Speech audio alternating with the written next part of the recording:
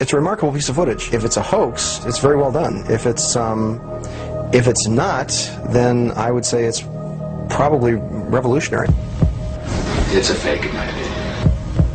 If you continue to ask questions that are out of bounds, I won't hesitate to terminate this interview. This is powerful because this is not a staged event. This is real.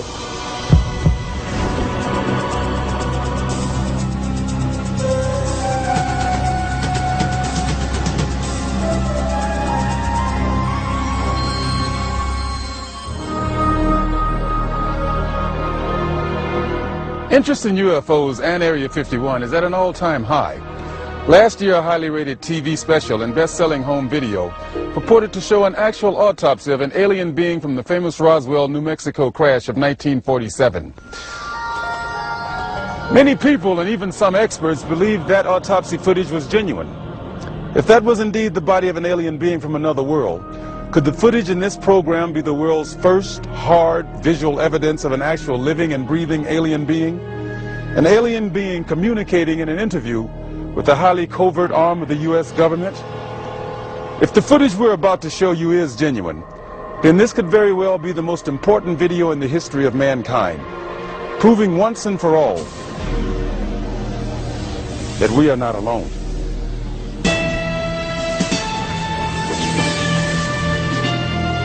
Within Nevada's Nellis Air Force Range, protected by the tightest security in the world, is the Groom Lake Test Site, aka Dreamland, aka Area 51. An installation so secret, the government cryptically acknowledges its existence only as an operating location. Until recently, the military flat out denied the presence of such a base. It has served as the testing ground for many secret research and development projects, such as the U-2 and SR-71 Blackbird spy planes, the F-117A stealth fighter, and now the SR-75 penetrator, the super-secret replacement for the SR-71. Every morning, a select group of specialists with high security clearances, some reportedly as high as 38 levels above top secret, arrive at McCarran Airport in Las Vegas to be flown to Area 51 aboard a Boeing 737. From the time they leave the ground until they return to Las Vegas at the end of each working day, they enter a world no outsider can ever truly know, except through rumor and the occasional shocking revelation. In 1989, a physicist named Robert Lazar went public with the stunning claim that the United States government was test flying disc-shaped aircraft of extraterrestrial origin at Area 51. Interviewed in silhouette by a Las Vegas TV reporter, Lazar, calling himself Dennis, claimed to be employed at a site on the outskirts of Area 51 known as S4, where he was part of a team attempting to back-engineer the saucers to discover the secret of their advanced propulsion system. It was a very sleek, thin-looking, flying saucer-shaped craft. There were 9 total. I only got to essentially work, back engineer, or analyze one of the craft. It's very plain. It's all one solid color, a grayish pewter color, the same color as the outside of the craft. There are no sharp corners anywhere. Every device in the craft, the seat, the amplifier housings, everything has a rounded corner on it, almost as if it was all fashioned out of wax and then slightly melted, so everything curved, even where the ceiling meets the floor on the end. Everything has a curve to it. Very, very plain, very wide open, very impractical use of space. And there are 3 levels. The lower level houses the amplifiers themselves that swing, the 3 of them. The center level is where you enter the craft, where the seats and the amplifiers are, and the top level is a small area, and I did not have access to that, so I don't know what's up there. Absolutely alien craft, there's no question about it. Well, first of all, the scope of the project was to back engineer it. If they were United States craft, we wouldn't be going backward trying to find out how they were built if we had built them.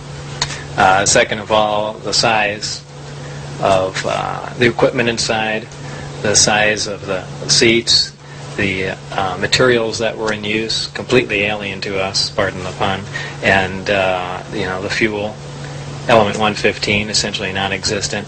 All these factors together, and of course the briefing information stating that they were alien craft. Along with Robert Lazar, rocket scientist David Adair is one of the few individuals who will go on record concerning his personal experiences with alien technology at Area 51. Was not of our origin. They shouldn't have let me see that. And then in the results of it, they locked me in a room. And the reason they locked me up in a room was because I wouldn't tell them any more about how the engine would function, and they started getting a little bit more perturbed about that. A former consultant to NASA and top aerospace companies, Adair claims that in 1971 he was brought in to study the engine of a downed flying saucer. What I was looking at was a technological marvel of its time, and it was a magnificent thing to see sitting there, and the whole situation just started really getting me more angry than anything, because the fact that they could sit on such a hunk of technology and not tell us about it. Here we are using liquid fuel engines and rockets at NASA, and here they got an engine that's probably, in theory that we know of, could be a speed of light, an engine capable of speed of light or even faster. Ufologist and lecturer Sean David Morton has appeared on Sightings, Strange Universe, and Hard Copy. He offers his own perspective on Lazar's stunning claim and the super-secret Area 51.